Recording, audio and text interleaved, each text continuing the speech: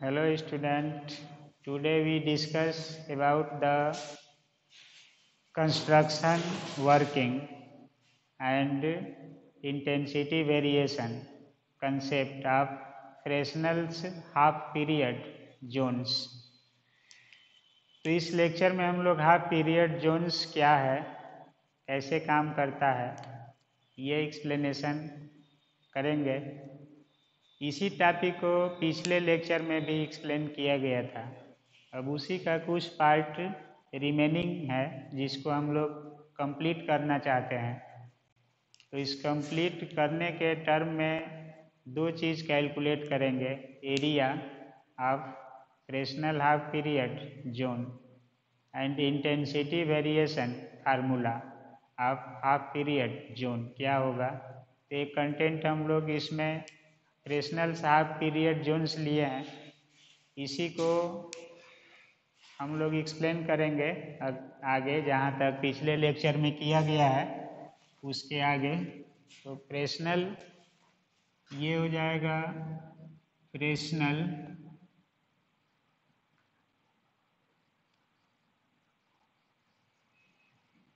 फ्रेस्नेल्स half period Jones का ही है ये पार्ट सेकेंड ले लेंगे इसको। फर्स्ट पार्ट प्रीवियस लेक्चर में हम लोग डिस्कस किए हैं, तो सेकेंड पार्ट अब देखिए, इसमें हम लोग जितना आगे एक्सप्लेन किए हैं उसको हम लोग ले करके यूज करके रिमेनिंग पार्ट्स को एक्सप्लेन कर रहे हैं। ये एक्सप्लेनेशन का ओरिजिन होगा फ्रेस्नेल हाफ पीरियड जोन में। तो हम लोग ये डिस्कशन किए थे कि जोन ऐसे बनाया गया था, ओपेक पोर्शन, ट्रांसपेरेंट पोर्शन ऐसे लिया गया था। वेब फ्रंट पर ये टर्म ऐसे मिला था। इसी तरह से कोई जनरल जोन्स, तो इसका एक पॉइंट आया था P, जिस पर रेज जा रही थी, पहली रेज दूसरी रेज जा रही थी ऐसे।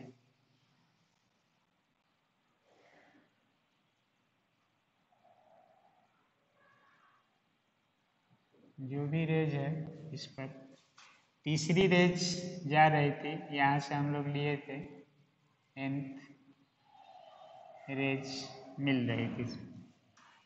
तो इसका R1 था रेडियस ऑफ फर्स्ट जोन, इसी तरह से R2 था R2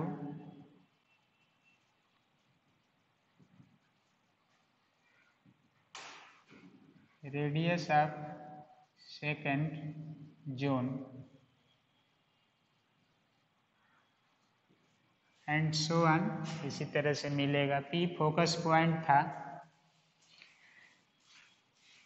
ये डिस्टेंस x0 था, ये x0 plus n lambda by 2 point P Fresnel half period zone. तो इसमें हम लोगों का जो रेडियस मिला था पीछे टॉपिक्स में, देखिए रेडियस ऑफ फर्स्ट जोन आया था R1 equal to under root x0 lambda, इसमें n बराबर 1 लिया गया है। तो किसी भी जोन का रेडियस का फार्मूला आया था under root n x not lambda. तो इसी तरह से R2 इक्वल टू होगा under root 2 x0 lambda n equal to 2 पर, R3 equal to under root 3x0 lambda 3 पर, ऐसे टर्म मिलेगा। अब देखिए area of first zone is, circle का एरिया होता है पाई आर स्क्वायर, तो R1 का स्क्वायर, तो ये हो जाएगा पाई x0 लेमडा, R1 का मान है ये इतना हो। इसी तरह से area of second zone is A2 equal to हो जाएगा पाई R2 का स्क्वायर यानी पाई 2x0 लेमडा होगा। इसी तरह से area of third zone is, third zone की जो एरिया होगी इसकी वैल्यू आएगा R3 का स्क्वायर पाई 3x लेमडा। इसी तरह से A4 की वैल्यू होगा पाई R4x0 lambda and so on, ऐसे लेंगे। अब देखिए यहाँ से मिलेगा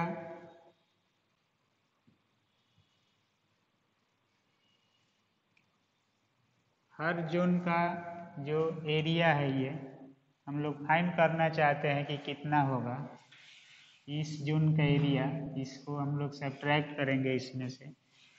तो area of first zone, area of second zone, या हम लोग एरिया निकालते हैं ये, तो यहाँ पर रेडियस आया है फर्स्ट जोन का और सेकेंड जोन का, इस तरह से लेंगे। देखिए एरिया फाइंड करेंगे हम लोग फर्स्ट जोन का, तो A इक्वल टू होगा पाई R2 का स्क्वायर माइनस R1 का स्क्वायर, यानी दूसरे में से पहले को घटा देंगे तो कितना एरिया कवर करेगा ये, तो ये हो जाएगा पाई और 2x0 lambda minus x0 lambda R2 का स्क्वायर, तो ये हो जाएगा पाई x0 लेमडा। इसी तरह से area of second zone is, हम लोग एरिया फाइंड कर रहे हैं रेडियस नहीं, तो एरिया ऑफ सेकेंड जोन होगा A equal to pi R3 का स्क्वायर R2 का स्क्वायर, तो ये हो गया पाई 3x0 lambda minus 2x0 lambda, तो ये हो गया पाई x0 लेमडा d। इसी तरह से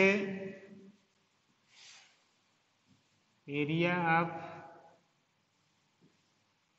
third zone is A3 equal to pi R का पावर 4 का स्क्वायर R3 का स्क्वायर, तो पाई 4x not 3x not lambda ये होगा। अब ये भी हो जाएगा पाई x lambda.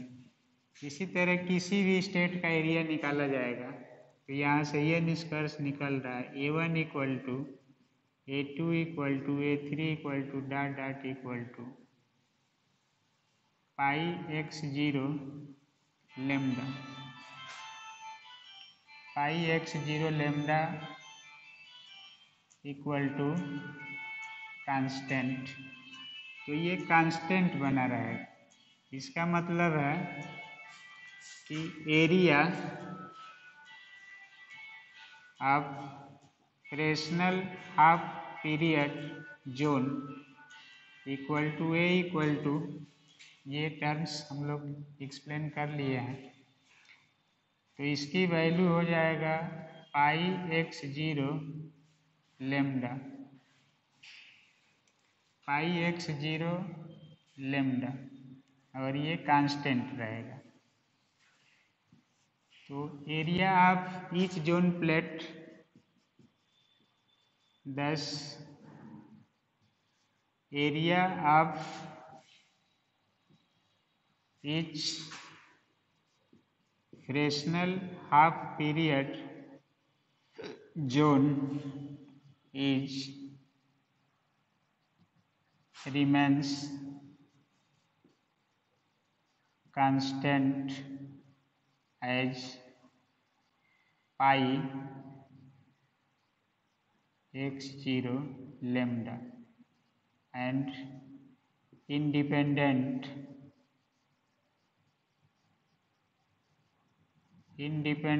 of order of zones. n पर डिपेंड नहीं करेगी, कांस्टेंट बनी रहेगी। तो फ्रेक्शनल हाफ पीरियड जोन का जो रेडियस है वो वैरी करेगा, लेकिन एरिया कांस्टेंट रहेगी, सबकी अलग अलग कांस्टेंट होगी। अब देखिए दूसरा इसका जो कंसेप्ट है वो ये है कि फ्रेक्शनल डिवाइस जो बनेगी उसका रेडियस कितना होगा, एरिया कितना होगा, किस पर रेडियस डिपेंड करेगी, एरिया किस पर डिपेंड कर रहा है, तो कांस्टेंट वैल्यू मिलेगी। अब देखिए इतना के बाद हम लोग एक टर्म और इसमें डिस्कस करेंगे जिसका मीनिंग होगा intensity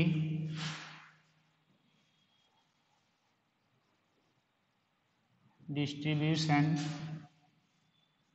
in fractional half period zone is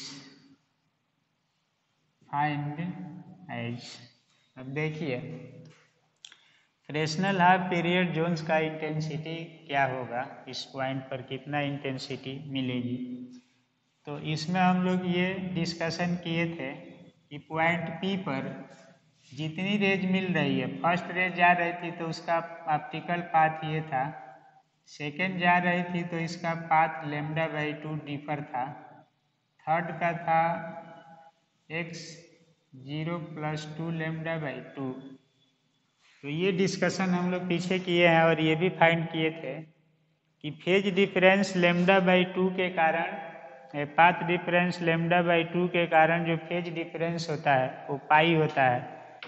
तो टू सक्सेसिव रेज जो जा रही है इनके बीच फेज डिफरेंस पाई होगा, और फेज डिफरेंस पाई होने के कारण अपोजिट फेज में मिलेगी हर सक्सेसिव रेज। तो इसमें हम लोग पिछले लेक्चर में ये फाइंड करके दिखाए थे कि जब डेल्टा पाथ डिफरेंस λ/2 होता है तो फेज डिफरेंस होता है 2π/λ into delta, 2π/λ into λ/2 equal to pi. तो phase difference between two successive rays meeting at point P remains pi, that is two successive rays focus at point P remains in the opposite phase। तो opposite phase में होगी, उसके कारण intensity का variation क्या होगा, तो ये हम लोग फाइंड करेंगे। तो ये पॉइंट डिस्कशन कर लिए थे। अब देखिए इंटेंसिटी में हम लोग एक्सप्लेन ये करेंगे कि due to phase difference pi between two successive rays meeting at point P, phase difference pi between two successive rays meeting at point P। अब यहाँ पर हम लोगों का मिलेगा two rays remains opposite at P। So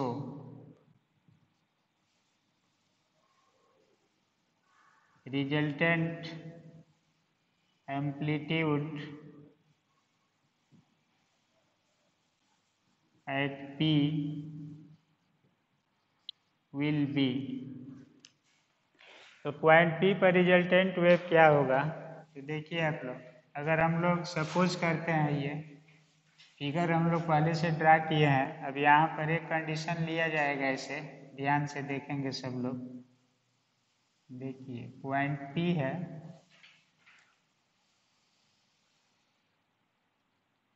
suppose कीजिए point P यही है।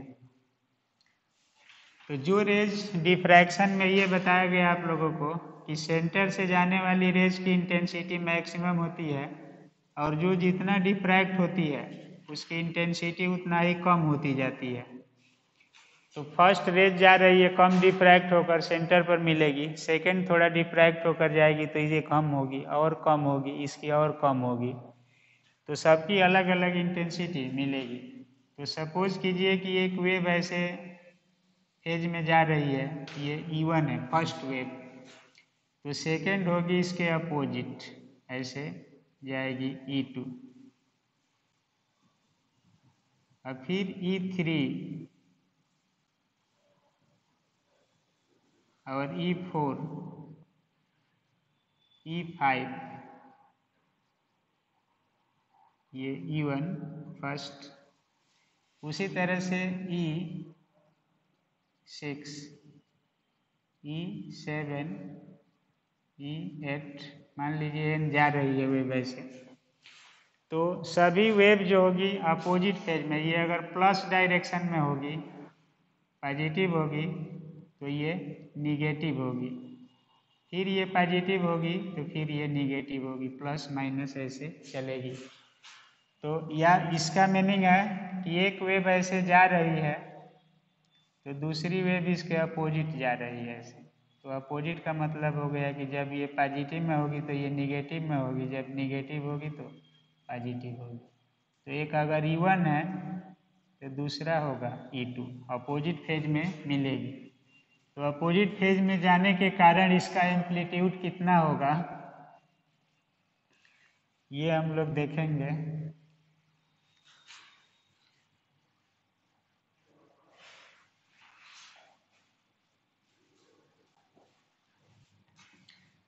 तो इसमें अपोजिट फेज में आने के कारण इंटेंसिटी का वेरिएशन देखिए,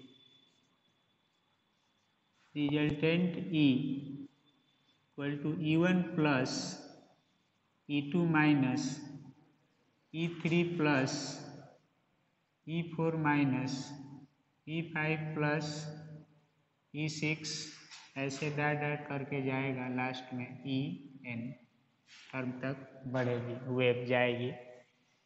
तो एक प्लस है माइनस है, फिर प्लस माइनस का मीनिंग है कि हर रेज अगर ये सेम फेज में जा रही है तो दूसरा का फेज डिफरेंस π/2 है, तो उसके कारण अपोजिट हो जाएगी, तो ये इस तरह से चलेगी सभी वेव। तो कुछ प्लस डायरेक्शन में कुछ माइनस डायरेक्शन में जा रही है ऐसे वेव फेज डिफरेंस के कारण। तो इससे हम लोगों को इंटेंसिटी, हाफ पीरियड जोन में इंटेंसिटी का मान कितना होगा ये काउंट करते हैं। तो इसमें जो वेरिएशन है ये कितना होगा इसको देखिए,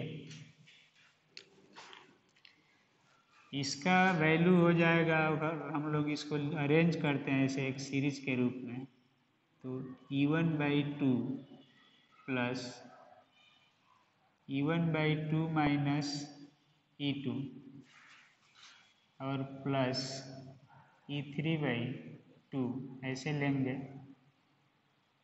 E3/2 माइनस E4 और प्लस E5/2, इसी तरह इसका सीरीज बनाते जाएंगे, लास्ट में पद बनेगा En/2।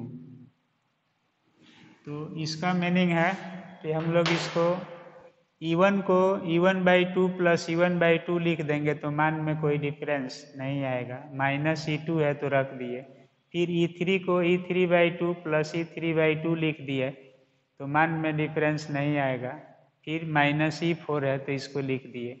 फिर E5/2 और प्लस E5/2 माइनस E6, ऐसे ही सीरीज बनाएंगे तो अंत में En/2 तक ये सीरीज जाएगी। अब देखिए अगला टर्म ये है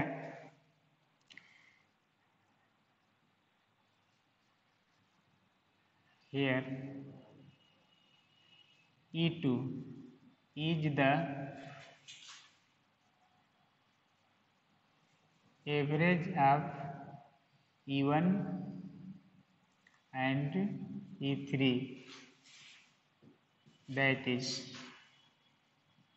E1 plus E3/2 equal to होगा E2। जैसे मान लीजिए कि आप लोग 1 + 3/2 करेंगे तो 4/2 बराबर 2, तो एवरेज आ जाएगा इसका 2, तो 2 के इक्वल होगा। इन दोनों का एवरेज E2 के इक्वल होगा। इसी तरह से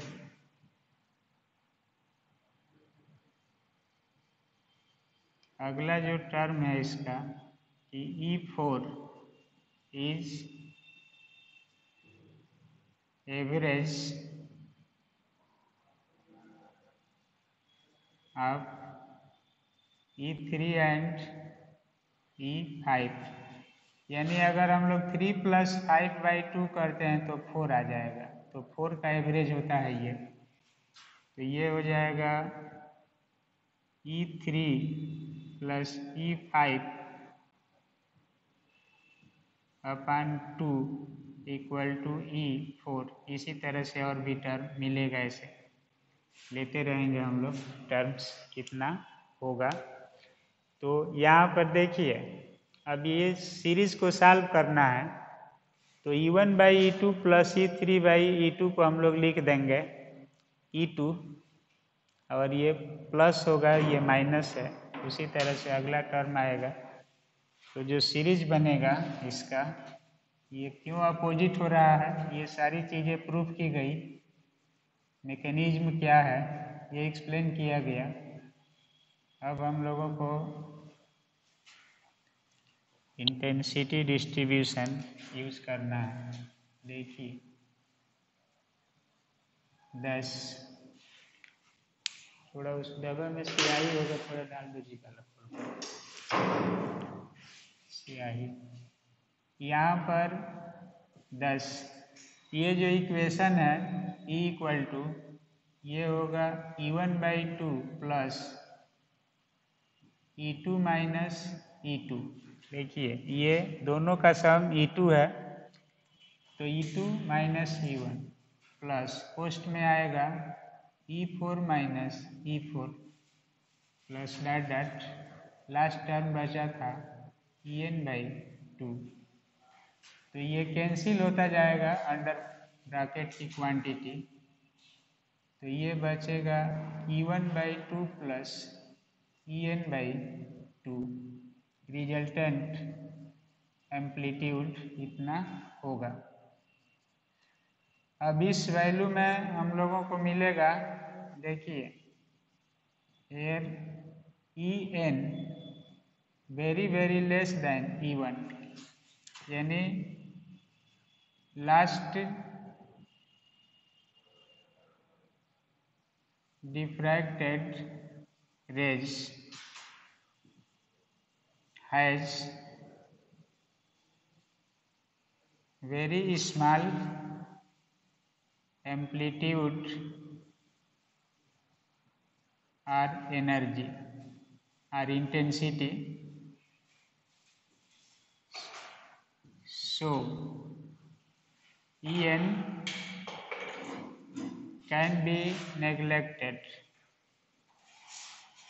डिफ्रैक्टेड रे, जैसे आप लोगों को ये पता है कि सेंटर पर ही डिफ्रैक्शन अधिक मिलता है, जो लास्ट रेज होगी उसकी इंटेंसिटी बहुत कम होती जाएगी, ऐसे वैनिश कर जाएगी। तो इस टर्म का इतना एनर्जी कम होगी, इसको हम लोग नेग्लेक्ट कर सकते हैं। इसके नेग्लेक्ट करने के बाद जो टर्म बचेगा ये होगा Hence E equal to approximately equal हो गया E1/2, तो E1/2 हो गया। इसका मीनिंग है कि this is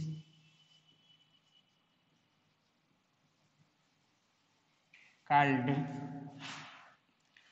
resultant amplitude at resultant amplitude of Fresnel half period zone device. अब देखिए इट्स, अब हम लोग यहाँ पर लेंगे it's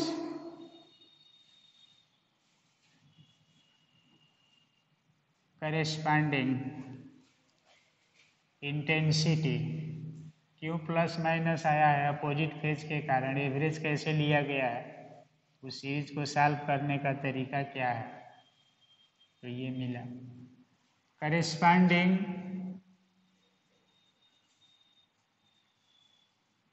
intensity is find as, थोड़ा सा दे दीजिए उसको, intensity is find as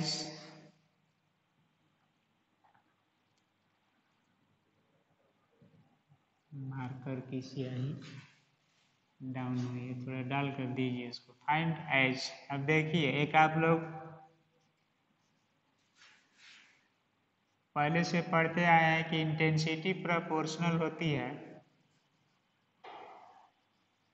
amplitude का स्क्वायर, या आई इक्वल टू होता है एम्पलीट्यूड का स्क्वायर।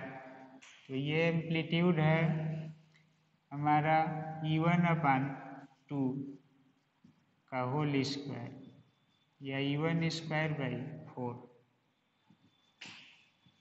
तो ये होगा इंटेंसिटी। तो फ्रेस्नेल हाफ पीरियड में जो इंटेंसिटी का फार्मूला है, इंटेंसिटी का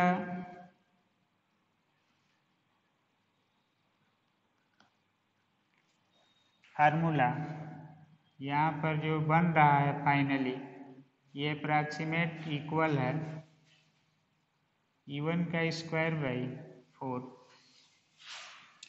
या इसको I0 लिखते हैं 4।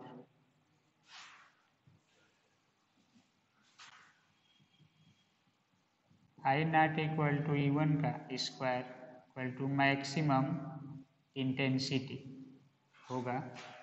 तो इंटेंसिटी जो मैक्सिमम इंसिडेंट वेव की इंटेंसिटी होगी उसका 1/4 पार्ट प्राप्त होगा पॉइंट P पर। तो फ्रेस्नेल हाफ पीरियड जोन को डिवाइस के रूप में यूज करके अगर डिफ्रैक्शन हम लोग फाइंड करते हैं तो उस डिफ्रैक्शन मैकेनिज्म में इंटेंसिटी कितनी होगी मैक्सिमम, ये हम लोगों को मिल रहा है इस रूप में। अब देखिए इसका अर्थ यह है 10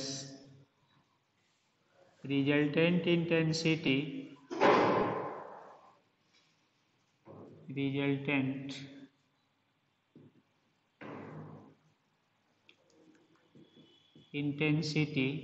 at focus point P in the Fresnel half period zone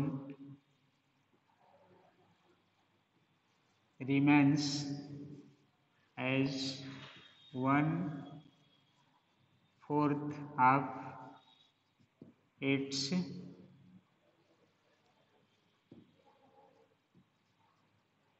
incident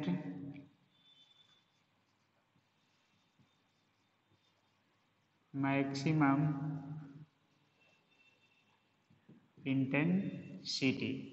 तो मैक्सिमम इंटेंसिटी जो आ रही है उसका 1/4 पार्ट आ रही है ये, तो इसी का मीनिंग है I0/4 या एम्पलीट्यूड का स्क्वायर/4 4, इतना इंटेंसिटी आ रही है।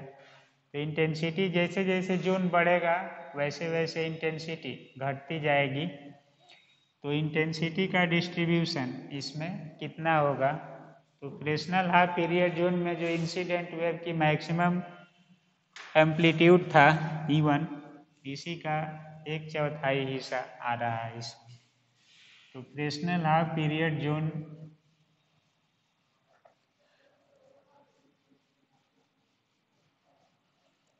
फ्रेस्नेल हाफ पीरियड जोन का ये कैरेक्टरिस्टिक्स है। तो इसको दो पार्ट में किया गया है, पार्ट फर्स्ट और पार्ट सेकंड। इसमें देखिए आप लोग, सबसे पहले फ्रेस्नेल की फर्स्ट डिफ्रैक्शन डिवाइस है जिसके यूज से हम लोग डिफ्रैक्शन प्रक्रिया को फाइंड करते हैं। तो ये पाया गया कि पॉइंट सोर्स था इसके सामने, स्फेरिकल वेव फ्रंट लिया गया, ये इसमें जोन बनाया गया, ओपेक और ट्रांसपेरेंट पार्ट इस तरह से बनाया गया और इसे लाइट को डिफ्रैक्ट कराया गया, इसे लाइट को डिफ्रैक्ट कराया गया। एक बार हम लोग इसका ओवरऑल समरी एक्सप्लेन करते हैं इसे। तो ये फर्स्ट रे जा रही है ऐसे सेंटर से, दूसरी को लिया गया, इस पर जा करके बेंड हो रही थी ऐसे, तीसरी जा रही थी ऐसे बेंड हो करके। तो फोकस पॉइंट था और ये फोकसिंग नेचर था, दोनों साइड से डिफ्रैक्ट होगी वेव, ऐसे मान लीजिए लिया जाए। तो यहाँ से भी आ रही है ऐसे डिफ्रैक्ट हो करके जाएगी। तो फ्रेस्नेल हाफ पीरियड जोन इसको कहा गया। इसका रेडियस बढ़ते क्रम में नेचुरल नंबर के स्क्वायर रूट के प्रोपोर्शनल आया, एरिया कांस्टेंट मिला, ये सब हम लोग एक्सप्लेन किए। अब दूसरा जो प्रॉपर्टी है इसकी ये है कि ये जो ट्रांसपेरेंट ओपेक पोर्शन बनाया गया, ये फर्स्ट राउंड बनाया गया फ्रेस्नेल द्वारा और इसके एप्लीकेशन से डिफ्रैक्शन ऑफ लाइट की प्रॉपर्टी को फाइंड किया गया। और यह डिफ्रैक्शन की इंटेंसिटी पॉइंट P पर कितनी होगी वही निकला है, ये E1 का स्क्वायर बाई 4 या I0/4। तो ये इंटेंसिटी डिस्ट्रीब्यूशन होगा। ये ओपेक पोर्शन पेंटिंग करके अपारदर्शी बनाया जाता है। तो ये बताया गया। अब यहाँ पर देखिए अगला जो मीनिंग है इसका, फ्रेस्नेल का हाफ पीरियड जोन का कंसेप्ट क्या है, क्यों इसको हाफ पीरियड कहा गया, फोकसिंग नेचर इसका कैसा है, ये सब टर्म लिया गया। टाइम पीरियड इसका कितना होगा डिफरेंस, ये सब प्रूफ करके दिखाया गया कि क्यों हाफ पीरियड जोन कहा जाता है। पाथ डिफरेंस बिटवीन ईच या 2 सक्सेसिव रेज कितना था, ये सब निकाला गया। ओरिजिन डिफ्रैक्शन का इंटरफेरेंस यहाँ पर हम लोग जिक्र नहीं कर रहे हैं। इंटरफेरेंस में 2 सोर्स होते थे, अलग फेनामेना था। यहाँ पर एक ही सोर्स के रूप में ये काम कर रहा है और इसी से डिफ्रैक्शन होगा। अब देखिए आगे फ्रेस्नेल ने क्या कहा कि जब इसका सेंटर ब्राइट किया जाएगा, सेंटर ब्राइट होगा, ब्राइट का मतलब है कि ट्रांसपेरेंट होगा। अभी यहाँ पर कोई ओपेक पोर्शन नहीं होगा, डार्क नहीं पॉइंट लिया जाएगा। तो यहाँ पर ब्राइट का मीनिंग हम लोग कर लेंगे कि ट्रांसपेरेंट होगा सेंटर। तो क्या होगा P पर फ्रिंज बनेगी, उसका नेचर कैसा होगा। अगर सेंटर को डार्क कर देते हैं, इसे फ्रेस्नेल हाफ पीरियड जोन का सेंटर डार्क कर देते हैं तो क्या होगा। तो इसके बाद फ्रेस्नेल ने एक नाम दिया, जैसे जब सेंटर को ब्राइट करके ऐसे जोन बनाया जाएगा और इसको जोन बनाया जाएगा तो सेंटर डार्क है, दूसरी ब्राइट है, फिर डार्क होगा, फिर ब्राइट होगा, तो क्या होगा। तो एक को कहा जाता है पॉजिटिव जोन प्लेट और एक को कहा जाएगा निगेटिव जोन प्लेट। तो फ्रेस्नेल हाफ पीरियड का जो दूसरा डिवाइस होगा उसको कहा जाता है जोन प्लेट। और ये जोन प्लेट इवन आड होगा, जैसे मान लीजिए कि इसका पहला ट्रांसपेरेंट है, दूसरा ओपेक है, फिर तीसरा ट्रांसपेरेंट है, चौथा ओपेक है, फिर पांचवा ट्रांसपेरेंट है, ओपेक है। इसका पहला ओपेक है, दूसरा ट्रांसपेरेंट, तीसरा ओपेक है, चौथा ट्रांसपेरेंट है, पांचवा है। तो ये इवन नंबर ऑफ जोन्स इसमें ओपेक होंगे और आड नंबर ऑफ जोन्स ट्रांसपेरेंट होंगे। इसमें आड नंबर ऑफ जोन्स ओपेक होंगे और even number of Jones transparent अगर बनाया जाए तो ऑपरेशनल हाफ पीरियड डिवाइस का नेचर अलग अलग हो जाएगा। तो एक को पॉजिटिव जोन प्लेट कहा जाएगा और एक को निगेटिव, और दोनों डिफ्रैक्शन डिवाइस के रूप में अप्लाई होती है। तो ये ऑपरेशनल हाफ पीरियड जोन्स का एप्लीकेशन अब यहाँ से 2 रूप में होगा। और इसमें ये क्वेश्चन बनते हैं जहाँ हम लोगों को समझना है कि कोई भी जोन प्लेट हो, पॉजिटिव हो या निगेटिव हो, हाफ पीरियड जोन के बेस पर बनेगी और इसका सेंटर ब्राइट यानी ट्रांसपेरेंट होगा या ओपेक होगा। ये फोकस करेगी, जैसे कन्वेक्स लेंस रेज को फोकस करता है, इमेज बनाता है, उसी तरह से ये भी फोकस करके इमेज बनाती है। और उस इमेज की इंटेंसिटी जो होती है, जैसे कोई लाइट है बहुत ब्राइटेड है, चकाचौंध उत्पन्न कर रही है, तो इसको डिफ्रैक्ट कराकर इसका इमेज बना दिया जाएगा, तो उसका इंटेंसिटी जो होगी 1/4 घट जाएगी। तो चकाचौंध ब्राइटनेस, जैसे आप किसी शीशे पर पड़ती हुई लाइट को खुले आँख से देखते हैं तो आँख में चकमकाहट उत्पन्न हो जाती है। सन को खुले आँख से देखते हैं तो इतना ब्राइटनेस होता है, एनर्जी होती है या इंटेंसिटी होती है कि नहीं। तो अगर उस लाइट को आप यहाँ पर क्या कर दें, इंटेंसिटी घटा करके देखेंगे तो शार्प धब्बा की तरह से दिखाई देगी, स्पॉट होगा, और इस स्पॉट को हम लोग धब्बा कहते हैं। और इसमें थोड़ा भी चकाचौंध नहीं होगा, एकदम आँख को नॉर्मली लाइट दिखाई देगी, जैसे लेजर लाइट धब्बा के रूप में दिखाई देती है। तो इंटेंसिटी वहाँ पर क्या होगी, घट जाएगी। तो इमेज की इंटेंसिटी को घटा करके आसानी से ऑब्जर्व करने के लिए फ्रेस्नेल हाफ पीरियड जोन का यूज करते हैं, जोन प्लेट की सहायता से बनाते हैं। और ये जोन प्लेट जो होती है इसी प्रिंसिपल पर काम करती है, और इसका यूज करके हम लोग किसी भी इमेज को, जैसे बहुत ब्राइट दिखाई दे रहा है, आँख उस पर नहीं ठहर पा रही है, तो इस दोष को दूर करने के लिए इसका यूज कर देंगे। वो इमेज आप पोलाइटली शार्प आँख से इमेज देख सकते हैं धब्बा के रूप में। वो लाइट कम इंटेंस हो जाएगी, उसमें चकाचौंध नहीं रहेगा, लेजर लाइट की तरह से बिल्कुल स्पॉट के रूप में दिखाई देने लगेगी। तो ये सब अगले लेक्चर में हम लोग एक्सप्लेन करेंगे, ये सारी प्रॉपर्टीज़ कि कैसे कौन कौन से टर्म इसमें एक्सप्लेन होते हैं। फ्रेस्नेल हाफ पीरियड जोन का मीनिंग क्या है, डिफ्रैक्शन डिवाइसेज में सिंगल सोर्स को ही डिफ्रैक्ट करा करके पॉइंट पी पर फोकस कराया जाता है। तो सुपरपोजिशन हो रहा है, सिंगल लाइट वेव का ही जा रही है और ये जोन से ओपेक ट्रांसपेरेंट से फोकस होकर के सुपर इम्पोज कर रही है। तो आफ्टर सुपरपोजिशन जो रिजल्टेंट एम्पलीट्यूड इंटेंसिटी आ रहा है इस केस में वो इतना होगा, और अगले केस में हम लोग इसका फोकल लेंथ निकालेंगे। जब ये लेंस होगा तो ये इसका फोकल लेंथ होता है कुछ ना कुछ। तो जोन प्लेट का फोकल लेंथ क्या होगा, कितना फोकस करेगी एक पॉइंट पर, इमेज को सुपर इम्पोज कराएगी, तो ये फोकल नेचर क्या होगा, कन्वेक्स लेंस का नेचर कैसे इसमें मिलेगा, दोनों में क्या अंतर होगा, ये सब नेक्स्ट लेक्चर में हम लोग कंसीडर करेंगे।